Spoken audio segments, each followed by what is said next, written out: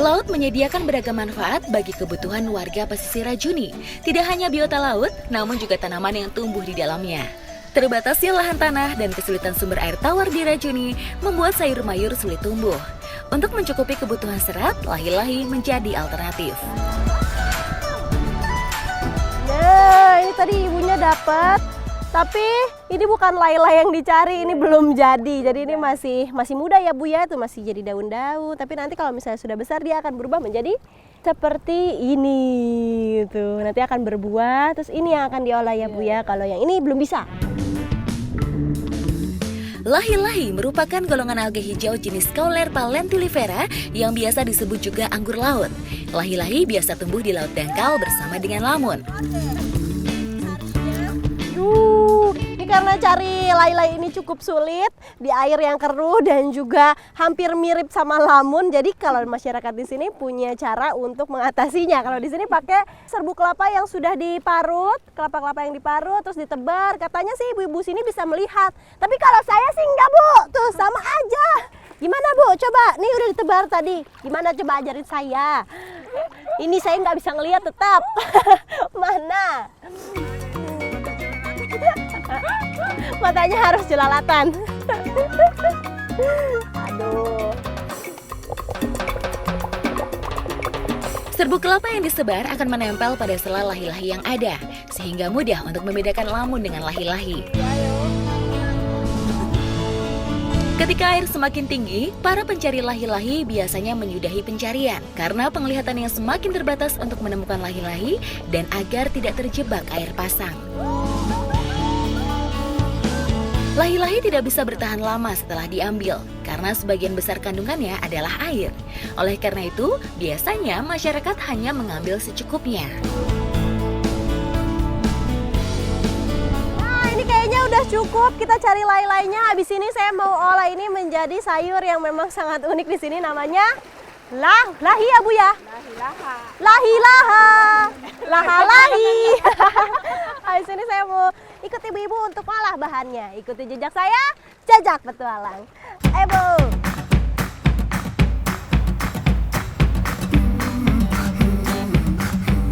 Semua bahan sudah terkumpul, ikannya juga sudah siap. Nih sekarang saya mau bikin dua olahan, ada tumpi dan juga lahi-lahi.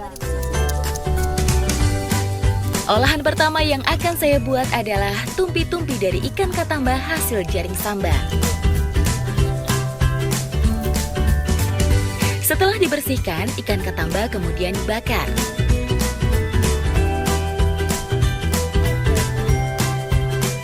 Sembari menunggu ikan matang, saya akan mengolah bumbunya.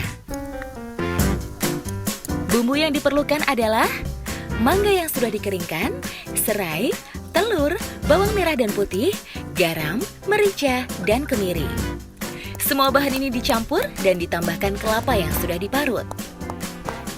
Setelah katamba matang, ambil dagingnya dan tumbuk hingga halus. Kemudian campurkan dengan bumbu yang sudah diracik tadi. Tidak lupa tambahkan telur untuk menambah cita rasa gurih. Selanjutnya, tumpi-tumpi siap digoreng.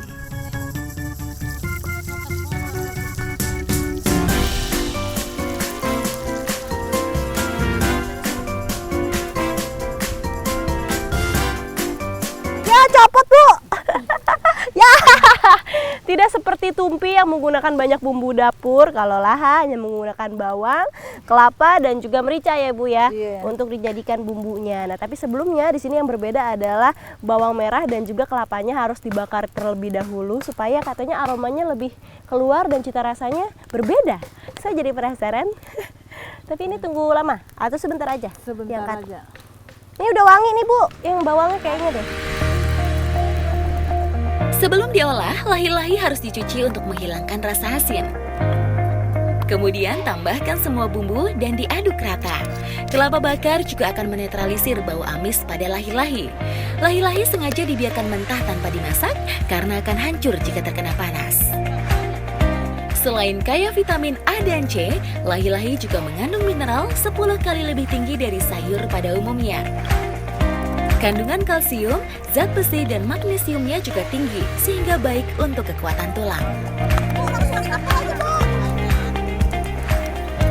Saat yang ditunggu-tunggu akhirnya tiba juga, yaitu makan. Saya udah nggak sabar nyobain tumpi dan juga laha lahi-lahi. Kayak gimana Bu rasanya? Saya mau nyobain dua-duanya langsung ya. Ayo bos, santap. Yang mana dulu ya? Ini dulu deh. Rasa dari laha lahi-lahi dan juga tumpi ini dua-duanya enak banget. Saya udah nggak bisa berkata-kata lagi. Dua-duanya gurih dan enak. Dan tumpinya ini kalau dimakan ini seperti perkedel kentang tapi rasa ikan. Dan juga kelapanya sangat mendominasi ya Bu ya. Ikuti jejak saya, jejak petualang.